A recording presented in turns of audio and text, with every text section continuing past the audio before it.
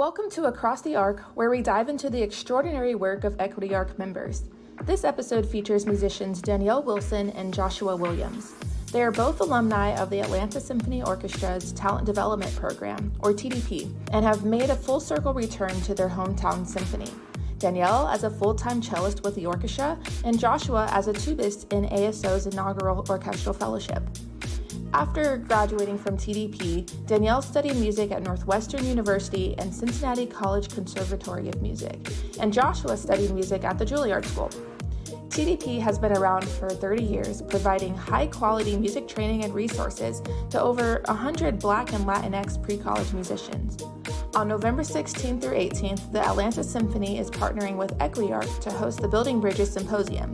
This year's theme is Connecting the Pathways, focusing on a musician's journey from pre-college to the professional stage. In this conversation, Danielle and Joshua reflect on their musical journeys from their beginnings in the church to the talent development program to college, orchestral fellowships, and they share practical insights to musicians and administrators along the way. Joshua and Danielle, thanks for being here. I think it would be great if we could start by you both sharing a bit about your musical upbringing. What music did you grow up listening to, and what got you into playing your instrument? I'll start us off. I've thought about this question a lot, honestly, over the years, because I guess it's always interesting to people. And I really think for me, the first music that I really fell in love with and that I listened to a lot growing up was gospel music, actually, in church. And that's all my parents played on the radio in the car, Praise 102.5 in Atlanta every day. So, yeah, gospel music was the first music that I grew up listening to. And as far as how I started playing the tuba, I actually started on the saxophone. But when I got to middle school, there were so many saxophone players and there were no tuba players. So I sort of volunteered myself to switch from the saxophone to the tuba, also because my older brother played tuba and I heard tuba in the house. And I think part of me thought it was cool just because it was big when I was young, which now I wish I played something smaller, actually, because it's a pain to travel with. But that's how I got to tuba. So for me, when I was trying to think of music I first heard, I grew up with a church background, but a primarily like conservative church background. So a lot of the music I listened to or played around me was Southern gospel and Christian contemporary music. When we went to church, I did sing a lot, and that was mostly hymns, but Southern gospel. That's mostly what we sang and played. So I started on piano. I was almost 5, I believe, when I started playing piano. And I have 2 siblings. I'm in the middle. So my brother started on piano, and I started on piano, and my sister did. But eventually, my dad thought it'd be a good idea if my sister and I switched to different instruments. So we formed a piano trio. My brother stuck with piano, and I was given the cello, and my sister was given a violin. So I did not pick the cello. That's a fact, I guess.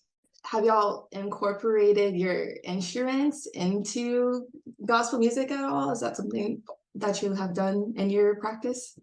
Honestly, no. I guess I'm so used to singing it that my natural reaction or way of engaging with it is singing. I don't really play any of the music I grew up listening to.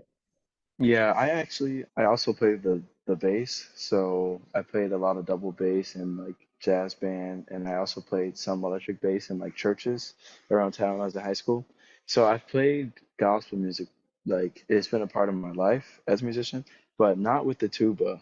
I haven't really thought about that. Honestly, my first reaction is that it sounds kind of cool, but as I'm thinking about it more, I'm like, I don't know if that'll really work. But maybe one day I'll explore that. I mean, bass is good. You're still got that low register going on. Well, I am curious to hear about how you both got involved with TDP. Based on what I've been hearing is that the talent development program has shifted throughout the years. And so I'm curious to just hear about your experiences in general with the program. Well, I was trying to remember. I actually called my dad to ask him to remind me at the time because it was quite a while ago in my head. I was in the program I was like winter 2008 until 2013. And my family heard about the program because After my sister and I started playing string instruments, we started on private lessons, but we couldn't take them for more than a couple years before my parents were like, okay, this is too expensive and we can't afford them anymore. So my dad was looking for a chamber music coach because he wanted to at least keep us playing together. And in that process, we found a piano teacher named Shirley Eyrich, and she recommended an ASL musician named Rhonda Resfes. And basically, when we met Rhonda Resfes, she told us about TDP, and it was like the perfect answer to our situation. And I don't think I would have had the type of music education I have now, or as wholesome of an experience I've had if we had never been connected to TDP. Yeah, classical music was never really integrated into my education or upbringing. So when I joined band in sixth grade, like I love to play music, and I guess I like to practice, and like I like playing in band class. But as far as like classical music and the symphony orchestra and all these things and professional auditions, like that was something that was totally foreign to me. And I was lucky enough to have a really good band director in middle school. Shout out to Miss Walker. She's the greatest. And she's had a couple of students over her tenure at Santai Middle School where she's noticed students who are like pretty driven and pretty focused, and they like what they're doing, and she sort of recommended that I apply for it at the end of my time in middle school. When so then I joined the talent development program in my first year of high school, and that's kind of where like all this like the world of classical music opened up to me. Like anything that had to do with it before was like totally on a different planet for me, like completely foreign. That's really cool to hear that you both were able to get plugged in based on the recommendation of one of your mentors or teachers. And so that shows the importance of others kind of identifying that talent within both of you and making sure that you got connected to that. So that's really awesome. I would love to dig in a little deeper to hear more about what are some of the resources that talent development program offered you, and if you could share maybe any anecdotes about how being in the program impacted your experience. I know, Danielle, you alluded to a little bit how your music education in general wouldn't have been as robust, but if y'all could get into some specifics of what you were able to experience. Yeah, I think as Danielle was saying, like the TDP kind of made her experience more robust. For me, the TDP sort of provided the experience in its entirety. So taking lessons, joining the youth orchestra, learning how to navigate the process for taking college auditions, figuring out what college program is the best for me, going to summer festivals to be introduced to different teachers as like potential teachers for college. So all that, I mean, it's the education in it, like the lessons and the things that they sort of pay for in that way. They gave us comp tickets to hear the orchestra, which I wish I did more in high school actually. But it's also they just sort of introduce you to the environment, and they sort of teach you how to navigate like the politics of it all, and like understand how to get the most out of what you're trying to do being a minority in the field. Yeah, I would echo what Josh was saying. I think for me, it also made music as a career real and like reachable. So I didn't realize, and my family did not realize that people did this for a living until we went to an ASO concert. And even then, I just remember being inspired and thinking like, oh, it'd be kind of cool to do that. But I had no idea the type of work it would take to get there. So TDP definitely started that process of training me to figure things out. One of the most distinct things I remember at TDP were the juries. So playing for people who are basically keeping up with your progress and having to take their commentary, however raw it was something I definitely had to get used to. No, I mean, I grew up in a Caribbean home, and so yes, I am used to criticism, but in that sense, like having to become better at something and accept the criticism is not personal, but it's about helping you get better. That process alone went a long way for me past high school and even going to college, learning how to work with that. But yeah, going to summer programs, it opened up a whole new world. Going to lessons, meeting people in orchestra who came from other parts of Metro Atlanta. I would never have, I really don't think I would ever have done that if I wasn't in TDP, because I was homeschooled. My whole community was in Lithonia, and a lot of us, we just stayed on that side of town. But the program pushed us to actually expand our network even while we were still young. If I could just butt in a little at the end of what she was saying about it sort of creates a community. And I think for me, my first introduction to classical music was the TDP. And while like we're still definitely a minority in the field, and that's something you're always aware of. I think it was good that my first exposure to the music was with people who looked like me, and just the sort of community that they create. And it's like you never feel as alone, I think, as you could have if the TDP wasn't there. So that's also something that's great about the program. Yeah, that's great that you brought that up because that leads into the next question about that next stage. Once you graduated from TDP, I know you both went to music schools. And so curious about what that transition was like. Was there any culture shock? Just in general, would love to hear about what that was like for you both. Yeah, so I was thinking about this, and the program encourages us to go to these festivals over the summer in high school. And I probably did that for like 2 or 3 summers. It's basically like 8 weeks with a bunch of like teenagers, and you're practicing and studying music all day. And I feel like that environment sort of gave me an idea of what music school would be like. So it wasn't totally foreign. So I think that sort of the roadmap that the program sets out for you is so that you can succeed in college and beyond. So I think that like there were things along the way, like as things are new to you, of course, I wouldn't say it's a necessarily a culture shock, but there's definitely like you're a little uncomfortable, and it's just a new environment all the way, but like it was never like this huge like, oh my gosh, like this feels totally foreign. I think the TDP does a great job of like slowly introducing you to these things so that by the time you graduate, you sort of have an expectation of what it's going to be like. So my answer to this question is yes and no. So yes, I think the summer programs definitely help make the transition to college not totally unfamiliar. At least the fact that I was one of the few Black students in the music school, that wasn't a surprise. The the culture part of it that I don't know I was prepared for is I think there things move a lot faster. So yes, I was prepared to take that on. Like I had a lot to learn about finding other musicians to work, like chamber music partners, finding how to work with an accompanist, things like that. Those are all things that I had to like catch up on a little quickly. But when it came to the culture that does happen in some music schools where there could be like a kind of a harshness that is a little careless.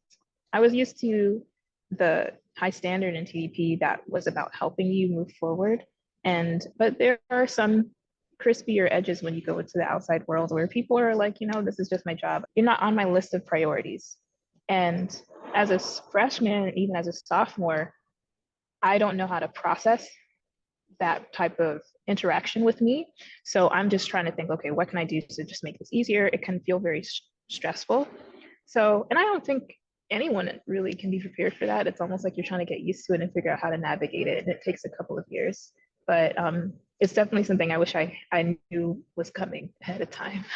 Yeah, that kind of reminds me that one unique thing of these pathways programs is that you have a dedicated person that's essentially looking out for you and has your best interests in mind. So in the question of, is there any resources that you got at TDP that would have also been helpful at the collegiate stage? I wonder if that's one of them, having maybe a go-to kind of advisor outside of maybe your private lesson teacher. Would something like that have been helpful, or do you have anything else that you'd add to what would make, your collegiate experience even better?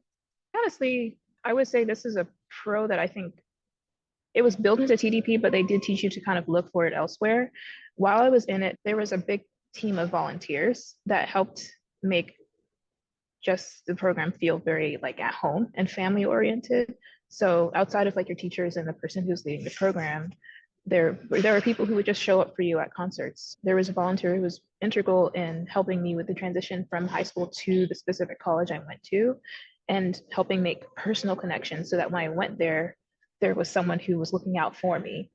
In TDP, it's like built in that someone's looking out for you, but then it also teaches you to look out and find ways to look for people. Don't just stay by yourself, but actually create personal connections when you go.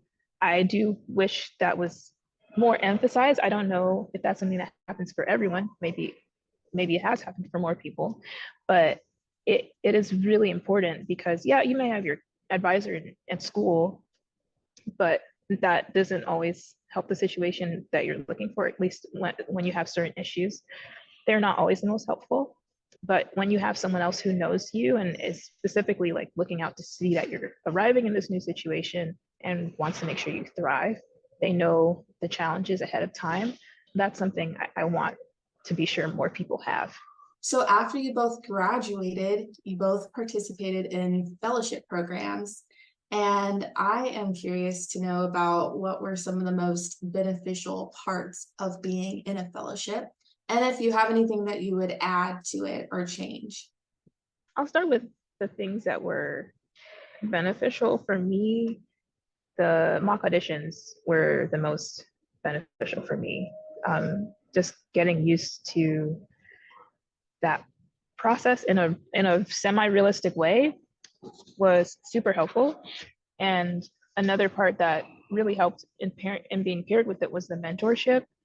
So at least for the fellowship program that I could promote, the mentorship was very strong. I think that's really important to have someone who, it's almost like a translator for you, because when you go to a fellowship, you may not have any history with the orchestra or organization you're doing this fellowship with. And trying to feel settled and comfortable with people personally can take some time. And when you have a mentor, it's almost like they can kind of take things and make that transition smoother and quicker for you, so that when you are seeking advice or you're seeking tips, feedback, they can point to, hey, here's the best person to play for, or here's the people you should play for. Here's what this person might be trying to say with their feedback. Here's someone you should probably follow up with. Here's a good way to go about creating a good rapport with your section mates. Like having that mentor really helps with that. And I'm hoping that other fellowship programs have that.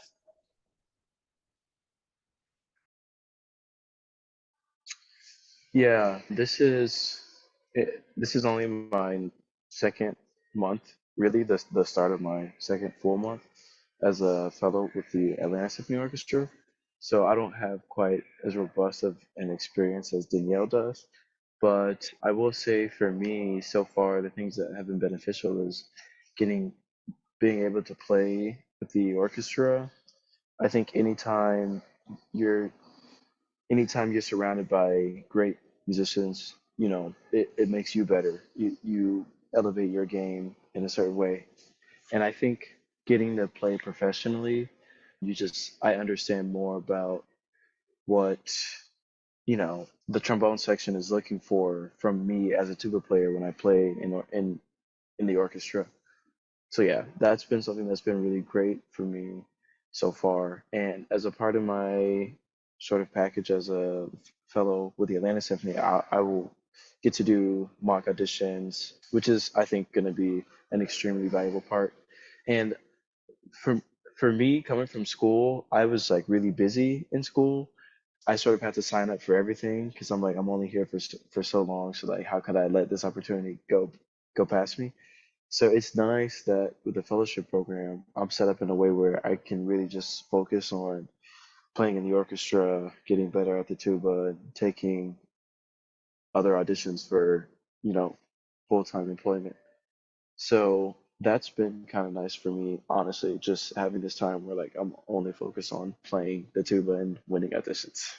Oh, for sure. That is key. And I hope our listeners hear that. What I heard is that you have to be paid enough to be able to do just that.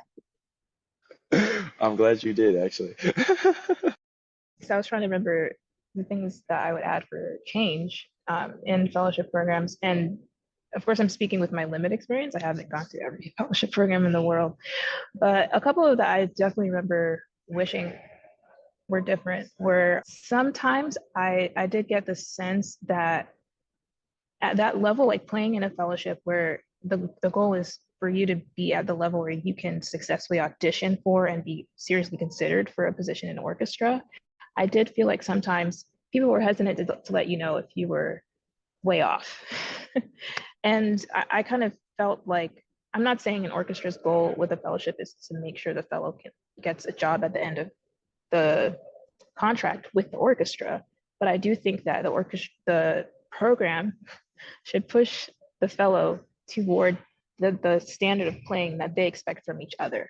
I don't think it makes sense if someone says, "Hey, I was a fellow with blank orchestra," and they play at a really high level, and they've gone to this fellowship program, they've done auditions, they've gotten feedback that's like, "Oh, great, you did this well, and you did this well, and maybe kind of think about this, but otherwise you're good." And this person comes out thinking like they're set without the real honest opinion, like, "Hey, if you want to play in an orchestra like this, the one that you just graduated from, this is the standard we expect from people we play with. Like my stand partner, I want you to play as good as someone I would want to sit next to." I personally feel like that should be the standard of any orchestra fellowship program. I just don't know if that is consistent across the board. I don't think that's the expectation. I personally haven't seen it regularly.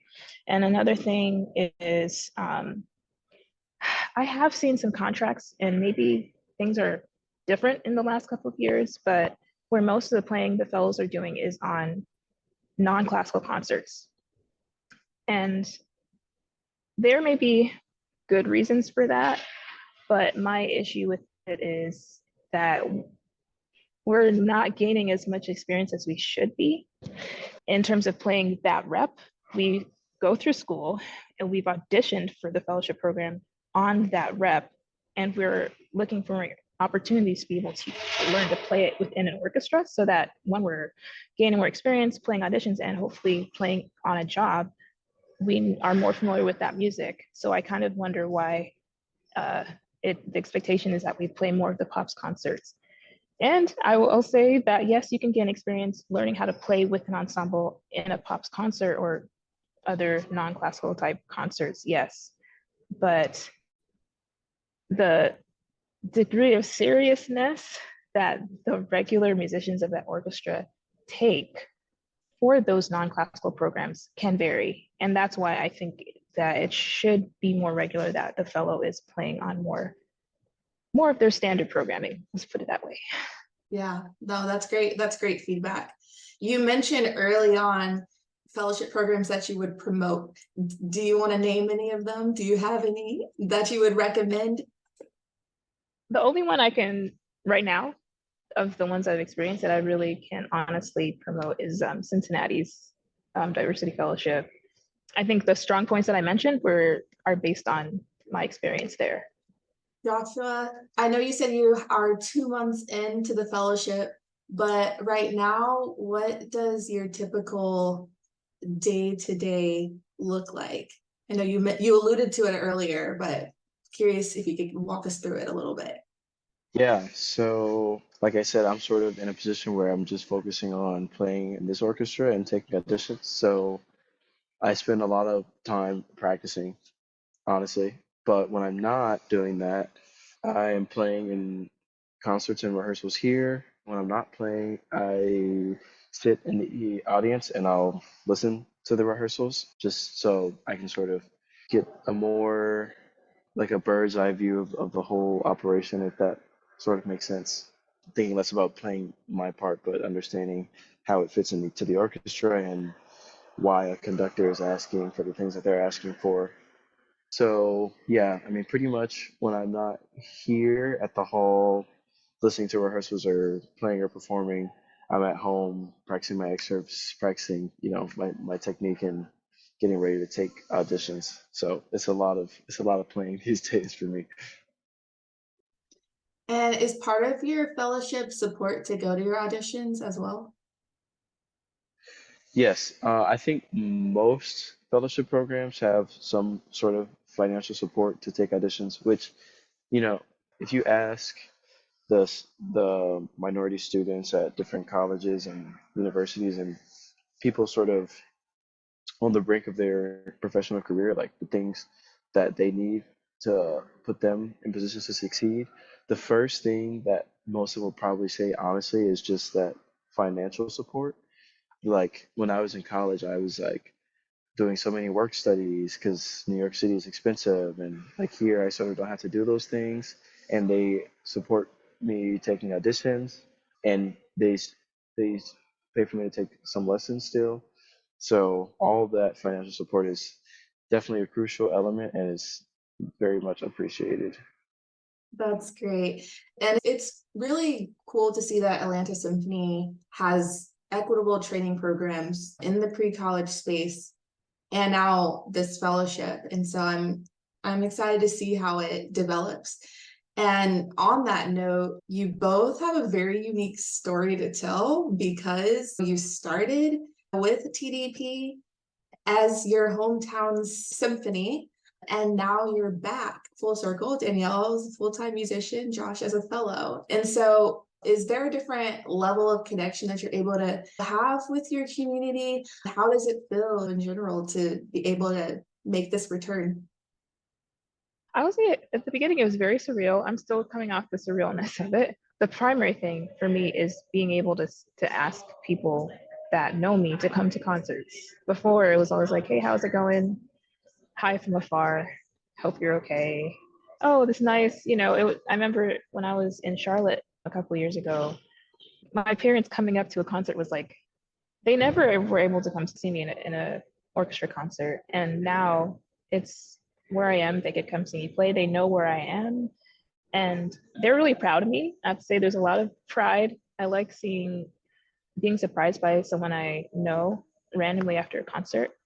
I think I feel just a little more settled here because there's more familiarity. Yeah, for me, I think particularly being in the city of Atlanta, where a large percentage of the demographic is African American, it's special for me because when I think about what is the role of the symphony to the city, like why do cities have symphonies? And I think the symphony honestly should be a reflection of the city, and we sort of give to them. And the amount of people I see around town, and if it comes up that I am working with the Atlanta Symphony, all of a sudden you see a much larger demographic of people interested in coming to symphony concerts. And I really think that, if we want the demographic of the audience to reflect the demographic of the city, then the demographic of the employees in the orchestra needs to reflect that. And it sort of makes me happy that when people come to hear the orchestra, they can see, even though there's only two or three of us on stage, they can see the three of us and they can have some more connection and they don't feel so foreign in that environment because it's really easy to feel that way. I want to kind of back on what Joshua was saying. You probably experience this, Joshua, after any concert, if I come to the lobby area, there's always someone who's really, really happy I'm there. And I'm happy for them that really made their experience at the hall even better. And I experienced that more here than I have in other orchestras, honestly. But yeah, I do think there's their bigger picture that I'm happy to be a part of here. Yeah, and sorry, this is honestly sort of backtracking, but I feel like it's important to say. When we think about sort of the mission of these fellowship programs, it's to create lasting diversity in American orchestras. And there have been these programs are becoming more popular, but there have been some that have been around for a long time.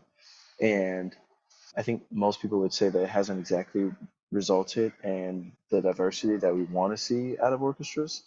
So I think like what Danielle was saying earlier about like, you know, when fellows are a part of this organization, like what are we pushing them to do? Like how are we really putting them in a position to succeed? And I think that it's important that from the very top level, um, these programs are really seen as launch pads for orchestral careers of Black and Latinx and diverse musicians rather than just, you know, they're here for a moment because that doesn't really do as much, I think, for the overall goal as we think it does. Yeah, that's a great point. So, as we wrap up this conversation, I'm curious to hear about any barriers or challenges that you have encountered along your musical journey, and if you could share how you overcame them.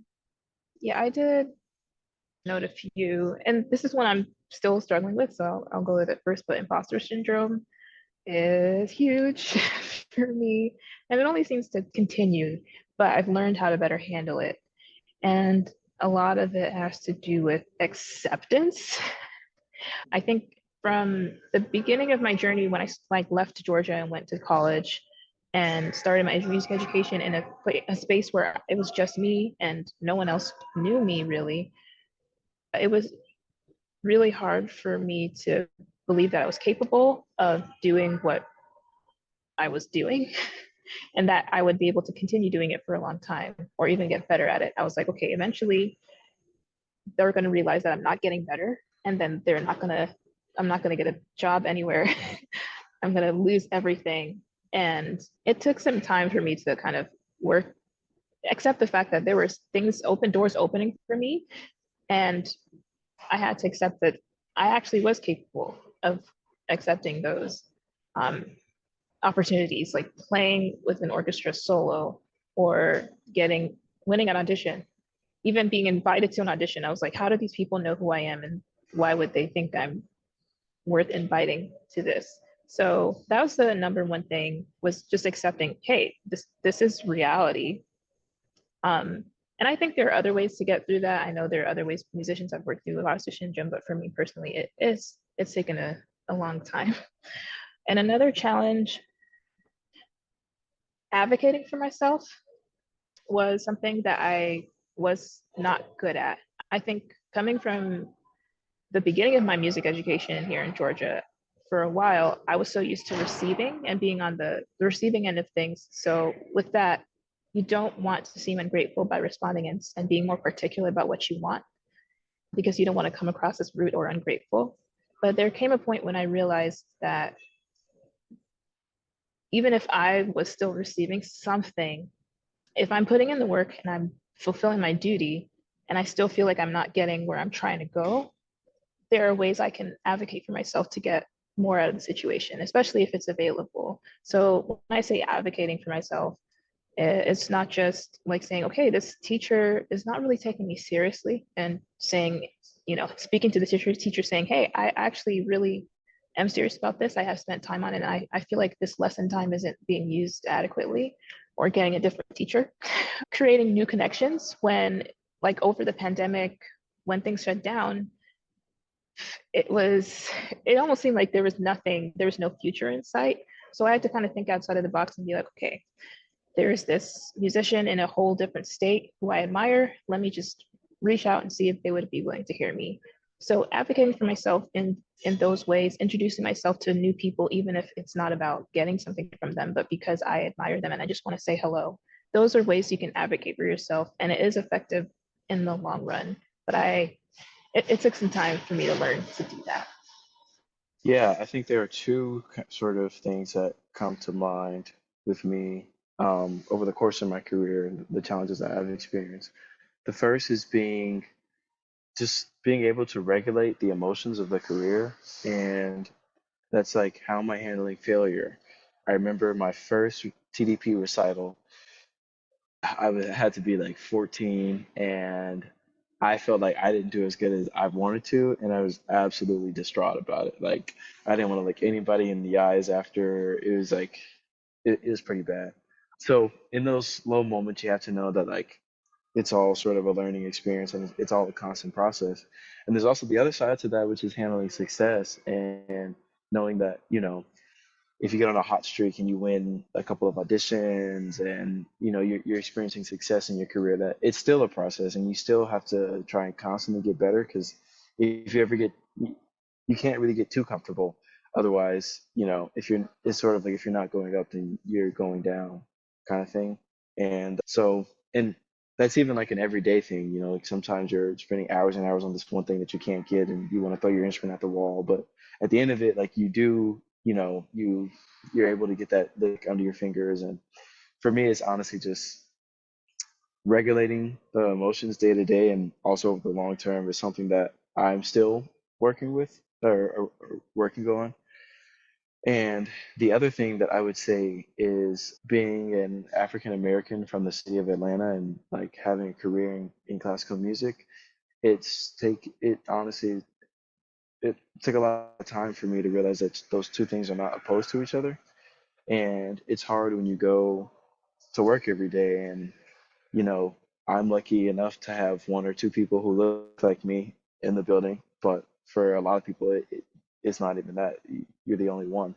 So it's easy to feel, like at a place like you don't belong, or that, you know, you're sort of in two different communities in a way. But yeah, I realized like I, as to me, the art that I make will sort of always be black art, I think.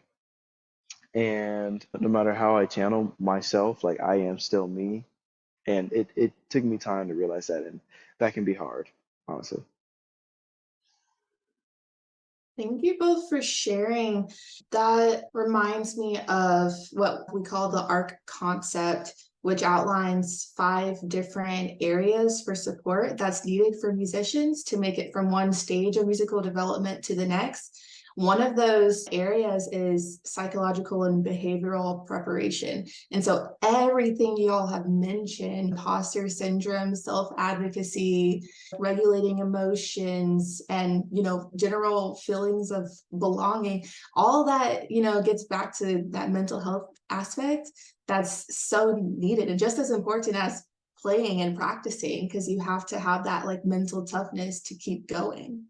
Yeah, and I would just add one more thing that I think I experienced a lot. And it seems small, but collectively, I'm sure a lot of other musicians, especially Black musicians, deal with this, where in your head, you're wondering, like, am I in this situation? Am I here because I'm Black? Or do they actually think I'm a skilled player as well, just as skilled as anyone else?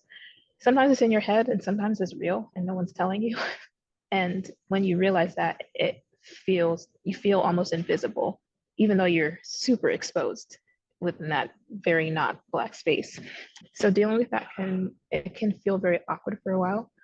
And then there's the situations where I've had people come and be like surprised that I was able to do what I was able to do, like get a position or something like that. And even though they feel like they're paying me a compliment, it actually feels like an insult when someone comes to me and is like, oh my goodness, I didn't expect you to sound like that, so good, or something else related. And because I'm like, ultimately, end of the day, this is a person I have no strong connection with, and I'm not trying to create a stronger one. I'm going to try to brush it off. But you also need to find spaces to just decompress. And it may be like something not related to orchestra, not related to music at all. But I think it's important to find something that gives you space to let that steam off, because we may unconsciously collect those insults and how we feel about them and not really do anything about them. Yeah, that's good. One of the last questions we have is about any advice that you would offer any young musicians of color looking to seek a professional career in music. And so curious if you have any additional thoughts. You have dropped so many gems throughout this conversation, but if you could sum it up, what would you say? Yeah, I think that the the journey to having a professional career as a musician is a long and challenging one. But on the way, I think that never forget the reason why you like music, why you started on the path, sort of keeping your love for playing as like the engine that moves you through the path, I think is really important. And just never lose sight of that, why you make art, why you play music, why you decided you wanted to do this thing. Because at the end of the day, that's what drives everyone in the career. And I'm basing this on my own experience. So the first thing, as I said earlier, learning to advocate for yourself. Don't ever feel like it's too early. And even if you feel like you're receiving a lot of help, it's still okay to use your voice. Because ultimately, if you're trying to go in a certain direction, you have to be the one to make sure and say where you're trying to go. And I guess in that same lane is there will be times when things feel a little bit easy and good, and that's great. But I think as someone who still has quite a way to go, I'm happy to be here, but I know still have a lot of work to do. I'm always trying to be conscious of when things feel a bit too easy. And I'll put an analogy like preparing for an audition where it feels like it could be getting worse sometimes because you're practicing so much. And sometimes you're playing for the same people who aren't actually being helpful, sometimes giving feedback or your own feedback isn't helpful. But don't give up on the work that you're already doing just because it seems like it's not going anywhere. In the long run, it actually is helping you and you're getting better in a way that maybe you can't tell. But don't give up on yourself. Keep doing the detailed work that you know you need to do and keep at it. It may be a long game, but it's worth it. thank you, Danielle, because that's something that I needed to hear just now. Appreciate it. I love it. Well, I just have one more question for you both, and it's a big one. It is, what do you envision for the future of classical music? For me, I think this goes back to what I was saying about what is the role of a symphony? Like, why is it important that we have a symphony orchestra? And I think, it's really to bring music to the community. So I think that should be reflected in the demographic of the audience and the community outreach and who's playing in the symphony and who's conducting the symphonies, the rep that we're programming. I think it's easy. You spend so many years and so many hours learning how to phrase Tchaikovsky and Strauss in like the most beautiful and perfect way. And that is incredible. And that definitely, you know, there's definitely space for that. But I think as a musician, we can't really lose sight of like our role is not our job is not just to play Tchaikovsky beautifully, but our job is to bring music to the community, to share music with the world. And I think that hopefully that will be reflected in every aspect of the operation. Is That's my hope for the future of classical music. In addition, I wholeheartedly agree with what Joshua said. One thing that for me, I'm hoping is that the the idea of classical music is expanded, like what is considered classical music. I'm hoping that it's expanded and that orchestras start demonstrating that expansion hopefully soon. One thing that has been hard for me ever since I've been introduced to classical music in its live format is just how big of a gap I feel is between the the music that is being played or the way it's being presented and the community or the communities I come from. Yes, explaining it to them and sharing it with them is one thing, but there's still the gap of they know nothing about the instruments or how people learn to play them, or even the fact that the people playing them do this for most of their lives. The history of the music is in a whole different geographical location, far away from them, which is not a bad thing. It's great that we're learning about music in different parts of the world, but what about other ones that are represented by a lot of people who are coming, to these concerts who live around the hall or live in Metro Atlanta, for example. There's so many cultures that have existed here for so long. And I think classical music, there is multiple classical musics, I guess you can say. And I would love to see orchestras explore what it means to present it in a symphonic format to the community that they're in, because I think that would greatly help connect more of the community with their local orchestra when they see kind of that meeting in the middle. But yeah, that's one of my highest hopes. Yeah, I mean, it helps make sure that the music stays relevant to the target audience. I mean, it goes back to what you were saying, Joshua. The orchestra is here for the community. So I love that. Thank you both for having this chat. I really enjoyed hearing your thoughts and your experiences and your overall musical journey. That concludes our spotlight on Danielle, Joshua, and the Atlanta Symphony Orchestra's equity-based music programs. You can learn more about all our members and join the coalition at equityarc.org. Until next time, let's continue to make progress towards racial equity across the ARC.